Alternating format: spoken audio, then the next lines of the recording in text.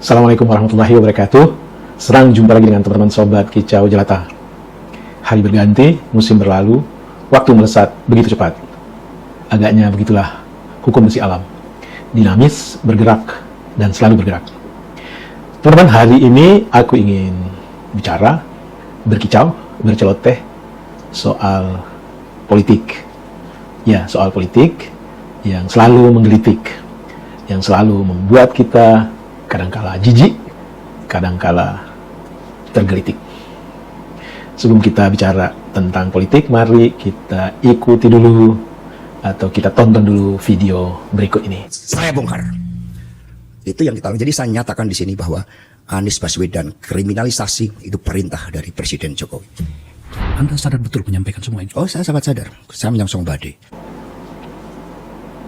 Ya, teman-teman, itu tadi adalah pernyataan dari Hasto, Sekjen PDIP, di podcastnya Akbar Faisal. Tentu pernyataan ini membuat kita terbelalak, terperangah, atau bahkan mungkin semakin paham. Karena sesuatu yang selama ini hidup di pikiran kita, di hati kita, bahwa memang ada sesuatu ketidakadilan, sesuatu yang dipaksakan terhadap Anies Baswedan. Dan kita terbelalak bukan karena terkait dengan apa yang dinyatakan Hasto, tetapi lebih kepada Hastonya sendiri. Andai kata bahwa pernyataan Hasto itu benar, tentu kita tidak bisa menafikan itu tidak mungkin dilakukan oleh Jokowi sendiri. Kita tahu pada saat hangat-hangatnya soal kasus Formula E, berbagai macam narasi dibangun oleh buzzer. Lalu berbagai macam pernyataan keluar dari politisi PDIP yang saat itu ujungnya 11-12 dengan buzzer, menuntut agar KPK segera memeriksa Anies Baswedan. Jelas jejak digitalnya. Jadi kalau sekarang Hasto menyatakan bahwa kriminalisasi terhadap Anies Baswedan itu adalah perintah Jokowi, tentu itu tidak bisa kita kaitkan hanya terhadap Jokowi, tetapi juga terhadap beberapa politisi PDIP yang saat itu juga getol menuntut agar Anies diperiksa, ditersangkakan. Tetapi bagaimanapun KPK mencoba menelisik, mencari apa ada unsur melawan hukum dalam gelar Formula E, sampai saat ini kita tidak mendengar. Kita tahu juga pada saat itu yang jadi ketua KPK adalah Firly Bahuri. Dan Firly sendiri saat ini adalah tersangka di polisi, tetapi tidak tersentuh, tidak ditahan. Ada apa? Ada mungkin Firly tahu sesuatu, karena dia menjadi eksekutor kalau benar informasi bahwa Anies itu dikriminalisasi berdasarkan perintah dari Jokowi. Kalau informasi itu benar, tentu Firly pegang satu kartu. Jadi boleh jadi Firly tidak ditahan, karena memang dia punya kartu truf. Walau-walau. Teman-teman, kita tak hendak mendalami, menganalisis apa sejatinya yang terjadi, tetapi dalam konteks ini kita tahu bahwa ada gium dalam politik, tidak ada teman sejati, tidak ada musuh abadi. Yang ada adalah kepentingan diri, kepentingan kelompok. Dan itu terbukti. Kata-kata Tan Malaka, air berkumpul dengan air, minyak dengan minyak, itu mungkin tidak berlaku dalam bidang politik. Itu hanya berlaku dalam bidang mungkin kimia atau fisika.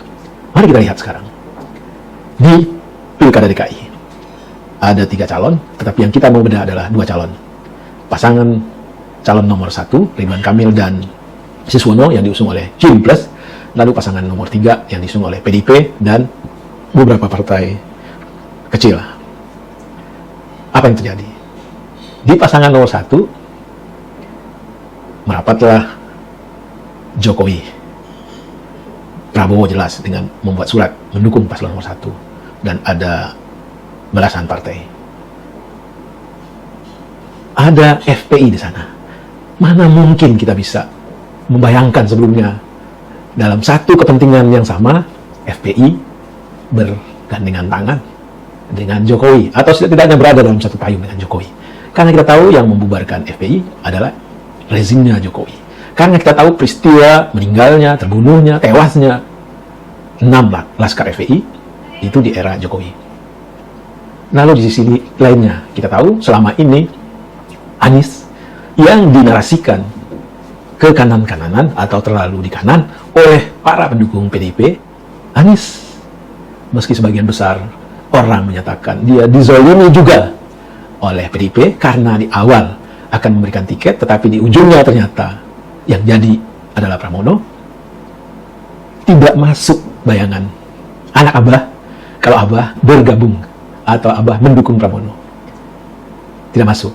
Tetapi setelah Anies mengeluarkan argumentasi bahwa dia bukan asal mengendorse, tapi dia tahu persis siapa itu Pramono, tahunya bukan sekedar tahu saat ini, tetapi mereka ini adalah kawan lama, orang pergerakan, aktivis.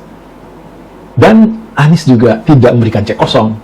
Ada kesepahaman bahwa Pramono berjanji akan memperjuangkan orang-orang kecil yang disparitas kemakmurannya jauh berbeda dan terlihat nyata di Jakarta ini.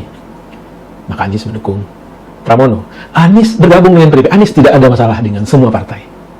Sekarang ini kan ditarik-tarik seolah-olah Anies merupakan kezoliman, katakanlah, orang PDIP pada saat Anies berhadapan dengan Ahok, bahkan pada saat Anies menjadi gubernur DKI, betapa banyaknya narasi-narasi buruk yang dikeluarkan oleh orang-orang PDIP. Anies tidak melihat itu. Begitu juga Anies tidak musuhi PKS. Buktinya, di Bandung, Anies mendukung calon yang diusung oleh PKS, yaitu Ahmad Saiku dan Ilham Habibie. Di Sumbar, Anies mengendorse Mahyeldi dengan Vasco, yang jelas-jelas itu orang Gerindra. Anies tidak melihat partai. Bagi Anies, partai adalah mungkin sebatas kendaraan. Partai bukan benda hidup, jadi tidak ada itu manusia memusuhi partai. Anies selalu melihat sosok. Anies tidak melihat orang itu harus menduduki jabatan, tapi peran apa kalau orang ini diberi jabatan yang akan dilakukannya. Itulah Anies. Lalu kenapa keluhuran budi dimusuhi? Terlalu banyak orang yang tidak suka atau menakuti Anies. Mungkin salah satunya gue mau sharing di sini. Agaknya narasi Anies berikut ini soal korupsi, itulah yang ditakuti oleh orang-orang buruk, busuk, perusak negeri ini. Dia bisa para politisi dan oligarki yang kalau Anies memegang posisi, tentu kolusi mereka bisa dihabisi. Korupsi itu konsekuensinya kita rasakan langsung sehari-hari. Karena itu harus pangkas total. Pangkas total. Harus pangkas total. Sekarang bagaimana kita menghadapi yang serakah ini? Buat korup menjadi sesuatu yang irasional. Hari ini orang korup rasional. Coba bayangkan, korupsi misalnya 20 miliar, terus dihukum 3 tahun, 4 tahun. Pekerjaan apa yang bisa memberikan penghasilan 20 miliar dalam waktu 3 tahun? Nggak ada. Karena itu korup nggak apa-apa. Menurut saya buat itu menjadi berubah, irasional. Kalau di Cina dengan cara dipotong lehernya, dicabut nyawanya. Di undang-undang kita tidak memungkinkan itu.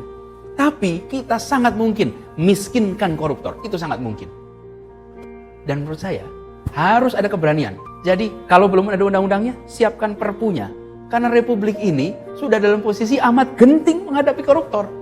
Kalau hukuman kita adalah hukuman yang memenuhi persyaratan prosedural, mengerikan betul. Saya tidak pernah menjadi bagian dari sistem ini. Karena itu saya akan masuk dengan posisi saya di sini untuk memangkas ini semua atas nama seluruh rakyat Indonesia yang tidak pernah menjadi bagian dari sistem yang korup. Kami hadir untuk memangkas dan kami mengatakan cukup. Nothing to lose.